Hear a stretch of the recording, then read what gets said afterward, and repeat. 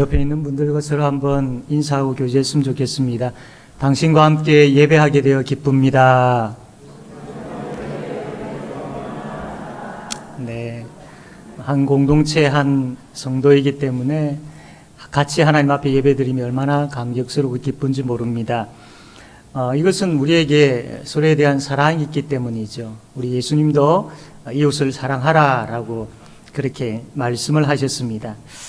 근데 이웃을 사랑하라라는 말은 많이 듣지만 구체적으로 어떻게 사랑해야 될지에 대해서 우리가 그렇게 많이 생각해 본 적은 없는 것 같습니다. 사랑해야지, 사랑해야 된다라는 말은 많이 듣고 있지만 어떻게 구체적으로 사랑할까? 이 생각은 우리가 많이 해보지 못했던 것 같습니다. 그냥 우리가 할 수 있는 것은 사랑합니다. 주님 안에서 주님의 이름으로 사랑합니다. 이 정도 우리가 좀 많이 하고 있기는 하지만 어떻게 우리가 사랑해야 될지를 알지 못하여서 구체적으로 사랑하지 못하는 경우들이 많더라는 거죠. 사랑이라는 것은 그냥 단순하게 어떤 생각이나 말뿐만 아니라 사랑은 너무나도 구체적인 것입니다.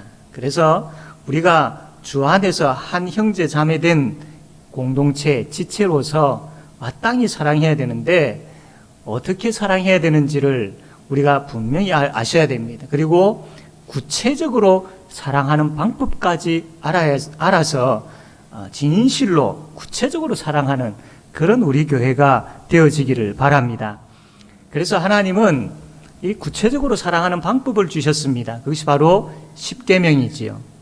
1계명에서 4계명까지는 하나님을 구체적으로 어떻게 사랑할 것인가 우리가 보았습니다. 그리고 지난번에는 5계명에서 10계명까지 이웃을 어떻게 구체적으로 사랑할 것인가에 대한 방법 중에 제5계명을 통하여서 부모 공경에 대한, 부모 사랑에 대한 그 내용을, 또 부모가 자녀를 어떻게 사랑해야 할지에 대한 내용을 살펴보았습니다. 오늘은 살인하지 말라, 간음하지 말라, 도둑질하지 말라, 이 세 가지 말씀을 통하여서 우리의 이웃을 우리가 어떻게 사랑해야 될지를 알게 되어지는 그런 저와 여러분 되기를 바랍니다. 먼저 이웃을 사랑하기 위해서는 살인하지 말라라고 그렇게 말씀하셨습니다. 살인은 단순하게 사람을 죽이는 것, 바로 살인이지요. 근데 좀 더 확장해서 보게 되어지면 여러분 태 안에 있는 우리 태 안에 있는 그런 아이들, 이 아이에 대해서 칼을 댄다는 것은 이거는 하나님 앞에 살인죄이죠. 낙태, 하나님 앞에서 살인죄입니다. 그리고 불치병으로 인하여서 사람을 안락사시키는 것, 본인이 원해서이든 가족이 원해서이든 간에 안락사하는 것, 이것도 살인죄에 속합니다. 그리고 자살하는 것, 그리고 자해하는 것, 자기 몸을 막 이렇게 해치는 것, 이것도 바로 여기에 제6계명에서 이야기하고 있는 살인죄에 속하는 것이죠. 그러나 우리 예수님은 여기에만 머물지 아니하고 살인에 대해서 더 구체적으로 더 깊이 있게 말씀하셨습니다.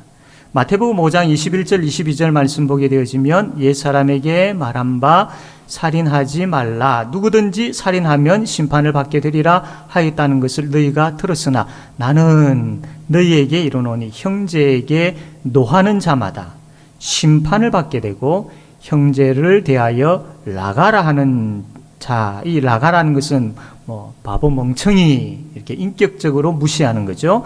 라가라 하는 자는 공회에 잡혀가게 되고 미련한 놈이라 하는 자는, 이 미련한 놈이라는 것은 아주 그 사람을 향해서 추악하고 천박한 놈아라고 하면서 이렇게 인격적인 모독을 하는, 욕하는 이러한 것에 대해서는 자는 지옥불에 들어가게 되리라 라고 예수님께서 말씀을 하셨습니다. 그냥 행위로 살인을 범하는 그것을 떠나서라도, 그것 말고라도 생각이나 말로나 또 혹은 몸짓으로나 이웃을 향하여서 화를 내면서 상처를 준다든지 또 혹은 이웃의 명예를 욕되게 한다든지 업신여긴다든지 욕한다든지 이러한 부분들이 다 살인에 속한다라고 말씀하셨습니다. 이러한 것은 어디에서부터 나오느냐 하면 인간의 저 깊은 마음속에 미움이라는 것이 있는데 이 미움에서부터 시작이 되어지죠. 요한일서 3장 15절 말씀 보니까 그 형제를 미워하는 자마다 살인하는 자니라고 기록되어 있는 것을 보아서 잘 알 수가 있습니다. 미움이라는 것은 바로 우리의 일상생활 가운데 우리가 참 자주 범하고 있는 마음이지 않습니까? 그렇기 때문에 이 미움도 살인이다라고 말씀하신 이 예수님의 말씀에 의하여서 이 땅에 그 누구도 제6계명 살인하지 말라라는 이 말씀에서 자유로울 수 있는 사람은 아무도 없습니다. 그냥 단순하게 살인하지 말라라는 말씀을 들었을 때 나 누구 죽인 일이 없지라고 생각하고 나는 이 계명과 무관해라고 끝내버릴 것이 아니라 예수님께서 더 깊이 있게 말씀하신 이 말씀에 비추어 우리 자신을 살펴볼 때에 우리도 이 제6계명에서 자유로울 수 없는 존재임을 알아야 되는 것이죠.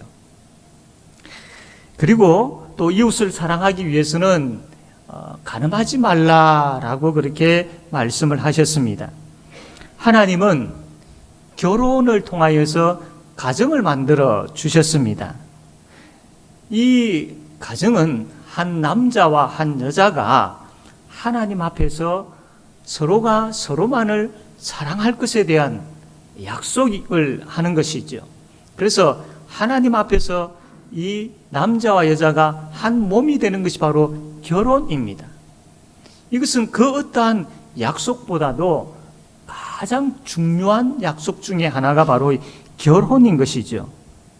하나님 앞에서 서약한 이 아내가 남편 이외에 다른 남자를 품는다든지 또 혹은 남편이 아내 이외에 다른 여자를 품게 되어지면 이것은 바로 이 7계명에서 이야기한 간음죄를 범하는 것이죠.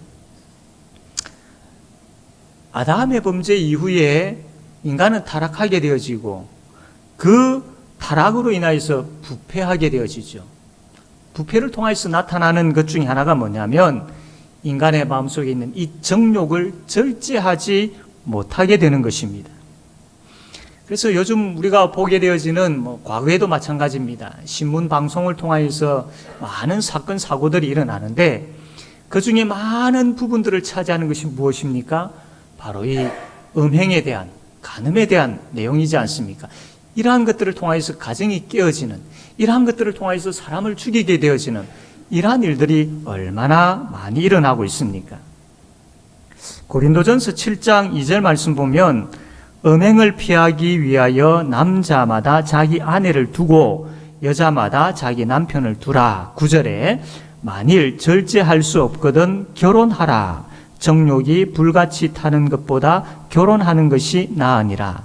여러분 고린도전서 7장 2절과 이 9절 말씀을 보았는데 이것을 통하여서 우리가 알 수 있는 것이 뭐냐면 이 성적인 관계는 오직 결혼한 부부 사이에서만 행해져야 한다는 것을 이 말씀을 통해서 우리가 알 수 있는 것이죠. 그렇지 아니하면 제7계명을 어기는 간음죄를 짓는 것이 됩니다. 또한 이 말씀을 통해서 고린도전서 7장 2절과 9절 말씀을 통해서 또 알 수 있는 것은 뭐냐면 결혼 전에 성적인 관계를 갖는 것 역시도 제7계명을 어기는 것이죠. 요즘 세상의 모습을 보면서 참 얼마나 수치스럽고 안타깝습니까? 더 큰 문제는 이제는 그것이 당연한 것처럼 되어져 가고 있더라는 겁니다. 결혼 전에 동거를 한다든지 결혼 전에 같이 생활을 하는, 같이 자는 이런 부분들에 있어서 이제는 흔한 일처럼 이야기하고 있는 이 시대를 살아가고 있습니다. 혼전 순결에 대한 이야기를 만약에 하게 되어지면 그 주위에 있는 친구들이나 주위에 있는 사람들로부터 아이고 바보야 라는 그런 소리를 듣는 시대가 되어버렸습니다. 세상은 지금 그렇게 이야기하고 있습니다. 그러나 분명한 것은 하나님은 그것은 죄다라고 이야기합니다. 사랑하는 성도 여러분, 하나님께서 죄다라고 이야기하는 부분들이 있어서 세상은 자기의 편리와 또 자기의 어떤 이익을 위하여서, 자기의 욕구 충족을 위하여서 이것이 흔한 일로, 괜찮은 일로 그렇게 포장하여서 많이 보여주고 있습니다. 드라마를 보더라도 옛날과 많이 다른 내용들이 나오지 않습니까? 불륜에 관한 내용들이 나오지 아니하면 이것은 흥미가 떨어져서 사람들이 보지 않기 때문에 웬만한 가운데서는 그런 내용들이 은근히 또 자연스럽게 들어가 있는 것을 보게 되어집니다.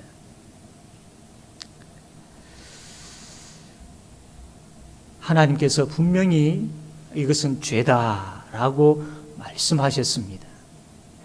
세상이 그렇게 돌아간다 할지라도 구별된 우리는 이것이 하나님 앞에서 수치스러운 것이요 부끄러운 것임을 알고 죄임에 대해서 분명히 인식해야 됩니다. 그리고 동성애 이 부분에 있어서도 하나님께서는 아주 분명하게 죄다라고 말씀을 하고 있습니다. 레위기 20장 13절 말씀 보면 누구든지 여인과 동침하듯 남자와 동침하면 둘 다 가증한 일을 행함인즉 반드시 죽일지니 자기의 피가 자기에게로 돌아가리라. 하나님께서는 동성애도 죄다라고 말씀을 통해서 분명히 밝히십니다. 앞에서와 같이 우리 예수님은 그냥 단순하게 이 몸을 범하는 이 정도뿐만 아니라 이 간음죄에 대해서 더 깊이 있게 말씀하셨습니다. 마태복음 5장 27절 28절 보면 또 간음하지 말라 하였다는 것을 너희가 들었으나 나는 너희에게 이르노니 음욕을 품고 여자를 보는 자마다 마음에 이미 간음하였느니라. 여자나 남자를 보고 음란한 생각을 가지는 것, 또 혹은 음란한 동영상이라든지 음란한 사진이라든지 이러한 것을 보면서 음란한 생각을 가지는 것, 마음에 음욕을 품는 것, 이것 역시 제7계명을 어기는 것이다 라고 말씀을 하고 있습니다. 이러한 부분들에 있어서 우리는 생각할 때에 그냥 학생들에게 적용되어지는, 아주 젊은 사람들에게만 적용되어지는, 결코 그렇지 않습니다. 우리가 가지고 있는 이 핸드폰 보게 되어지면, 조금만 우리가 방심하게 되어지면 쉽게 음란한 것에 노출되고 있는 것이죠. 죄의 본성을 가지고 있는 우리 인간이기 때문에 그러한 부분들을 능히 이기면서 참 물리치기가 힘든 존재들이다라는 것입니다. 깨어있지 아니하면 이것이 죄구나라는 것에 대해서 분명한 생각을 가지고 있지 아니하면, 다른 사람들 다 보는데 이 정도쯤이야 라고 하며 넘겨버린다면 이것은 제7계명을 하나님 앞에서 어기는 것이 되는 것이죠. 또한 이웃을 사랑하기 위해서는 도둑질하지 말라라고 말씀을 합니다. 이 도둑질이라는 것은 남의 물건을 훔치는 것을 말하죠.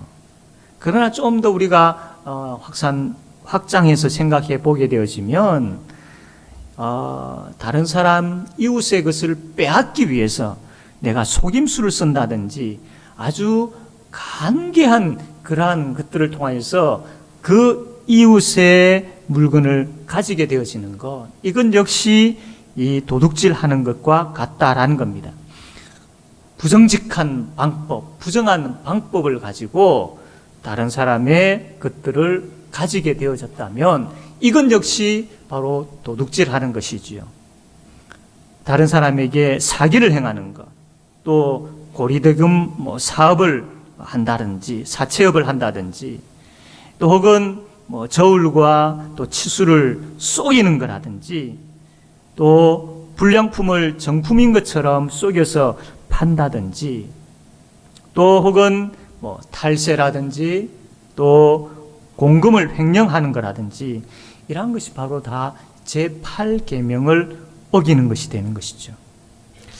이뿐만 아니라 좀 더 구체적으로 보면 하나님께서 우리에게 물질을 주셨습니다. 이 물질을 제대로 관리하지 못하고 사치함으로 허비한다든지 또 혹은 방탕함과 게으름으로 인하여서 주신 이 재물들을 탕진한다든지 이것 또한 제8계명을 어기는 것이죠. 더 나아가서 11조를 하지 않는 것 역시 도둑질하는 것입니다. 우리가 가지고 있는 모든 소유는 하나님의 것이죠. 하나님께서 우리에게 주셨습니다. 그래서 우리는 그 하나님 주신 것을 가지고 지금 살아가고 있는 것이죠. 하나님으로 인하여서 우리는 살아가고 있는 존재들입니다. 이것을 우리가 11조를 통하여서 하나님 앞에 고백하고 있는 것이죠. 하나님께서 주셨고 하나님 주신 것으로 지금 내가 살아가고 있습니다 라는 그 고백으로, 신앙 고백으로 표현하는 것이 바로 11조인 것입니다. 구약의 말라기를 보게 되어지면 이스라엘 백성들이 바벨론으로 포로로 잡혀갔다가 이제 다시 본국으로 귀환하게 되어집니다. 본국으로 귀환하여서 이들이 하나님 앞에 예배에 충실해야 되고 예배가 회복되어져야 되는데 안타깝게도 이 사람들이 참 하나님 앞에 예배에 대해서 충실하지 못했습니다. 특별히 하나님 앞에 드려야 할 11조를 제대로 드리지 아니하고 헌물에 그냥 성의 없이 그렇게 했던 것이었죠. 그러자 하나님께서 이 말라기 선지자를 통하여서 이들을 책망하시는데 말라기 3장 8절 말씀 보면 이렇게 말씀합니다.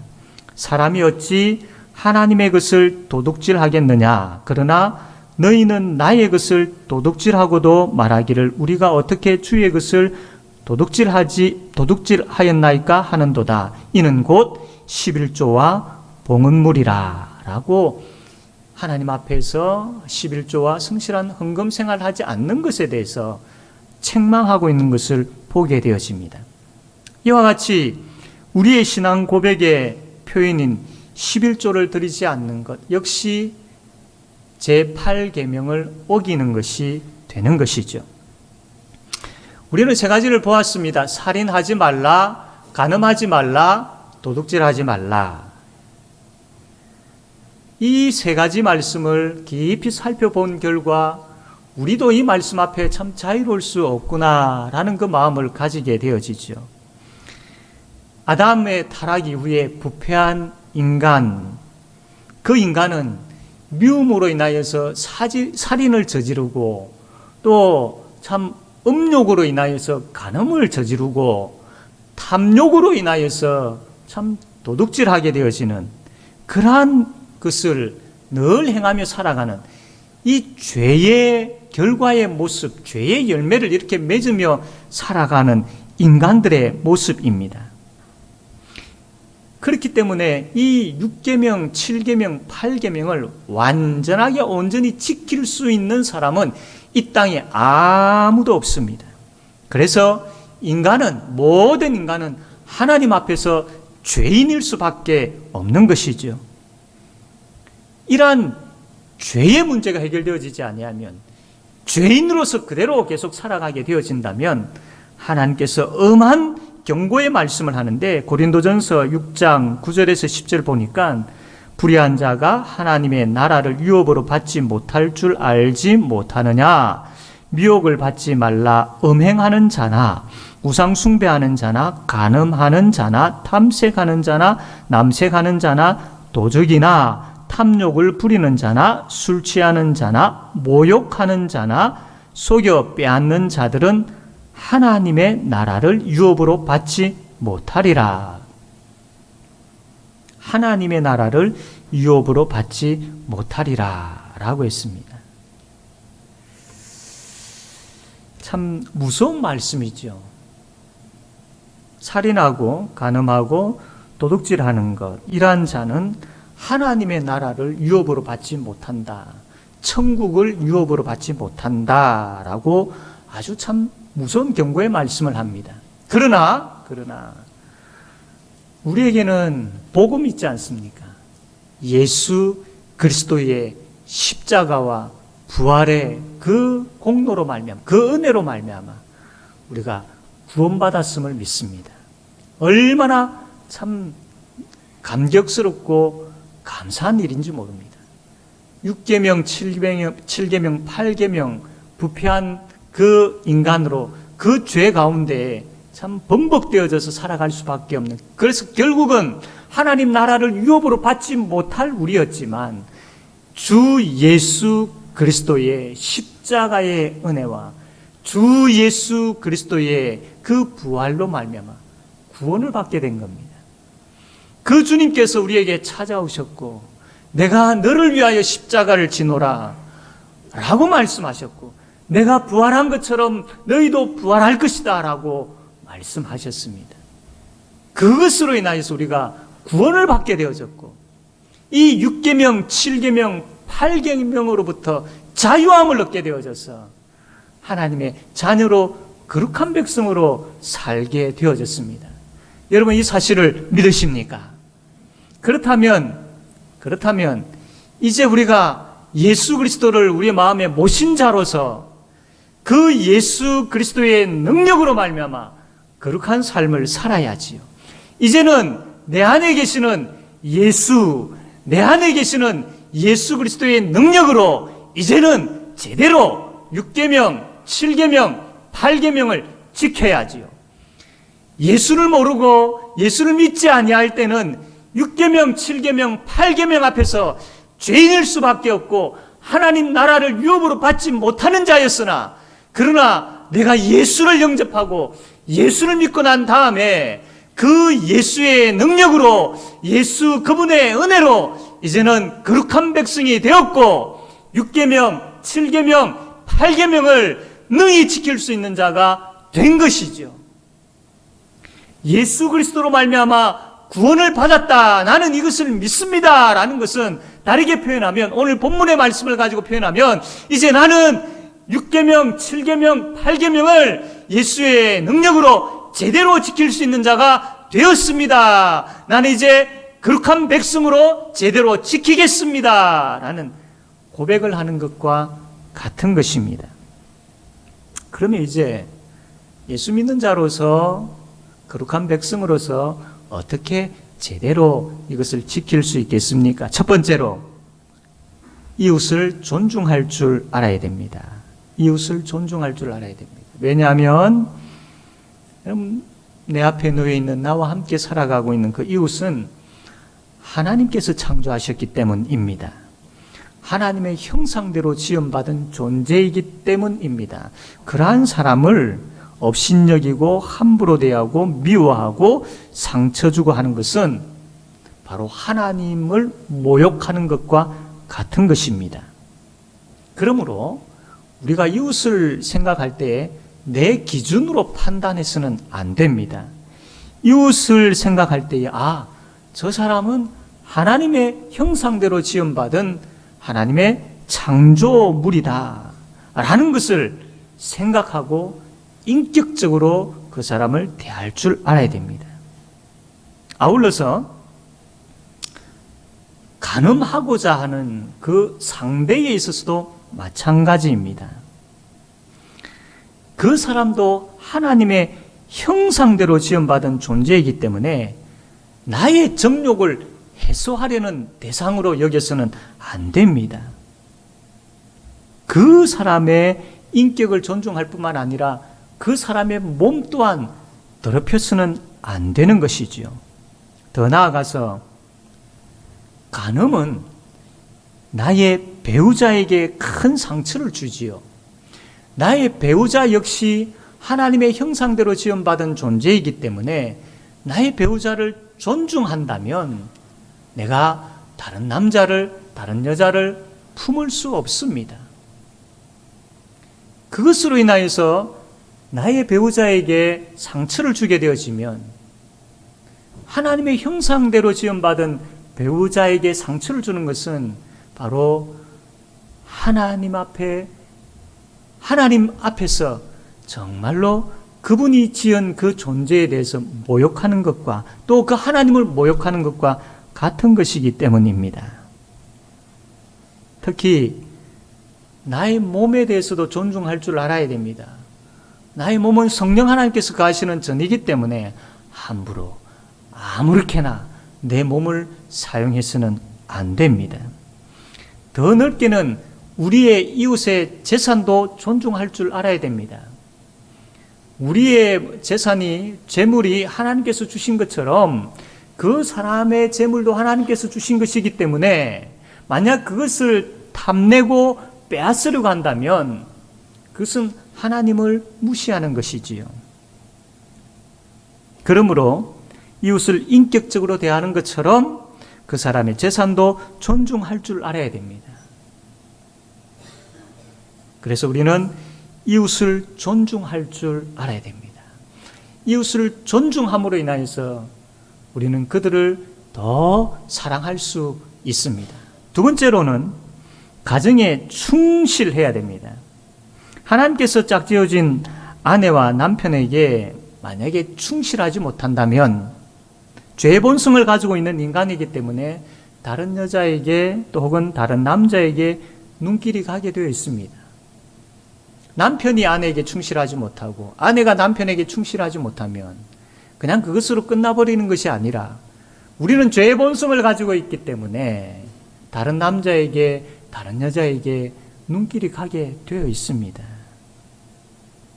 하나님께서 성적인 사랑을 나눌 수 있도록 허락하신 사람은 오직 당신의 남편밖에 없고 오직 당신의 아내밖에 없다라는 것을 명심해야 됩니다. 그렇기 때문에 남편은 몸과 마음을 다하여서 아내를 사랑할 수 있어야 되고 아내 역시도 몸과 마음을 다해서 남편만을 사랑하는 데 힘써야 합니다. 그래야 하나님께서 세우신 가정이 든든하게 세워질 수 있는 것이지요. 음란을 가볍게 여기지 마십시오. 음란은 매우 수치스러운 것입니다. 아니, 더 나아가서 하나님은 이 간음, 이것을 우상숭배라고 말씀하셨습니다. 하나님이 가장 싫어하는 것 중에 하나가 바로 우상숭배지요. 성경에 보면 여러 곳곳에 간음과 우상숭배를 서로 이렇게 같이 비교하며 사용하고 있는 것이 많이 있습니다. 고로 간음은 우상숭배, 하나님께서 싫어하는 겁니다. 만약에 우리가 간음을 가볍게 여기고 그 음행이 우리 속에 있다면 하나님께서 그냥 계시지 아니하십니다. 세 번째로 만족하며 감사할 줄 알아야 됩니다. 남의 것을 빼앗으려고 하는 그 근원적인 것은 그 마음속에 탐심이 있는 것이죠. 탐심. 이 탐심이라는 것은 끝이 없습니다. 다른 사람을 짓밟아서라도 빼앗으려 하는 것, 이게 인간 속에 있는 탐심, 탐욕인 것입니다. 이러한 탐욕을 무엇으로 이길 수 있겠습니까? 탐욕을 이길 수 있는 것은 바로 만족할 줄 알고 감사할 줄 아는 마음이 있을 때 우리는 탐욕을 이길 수 있습니다.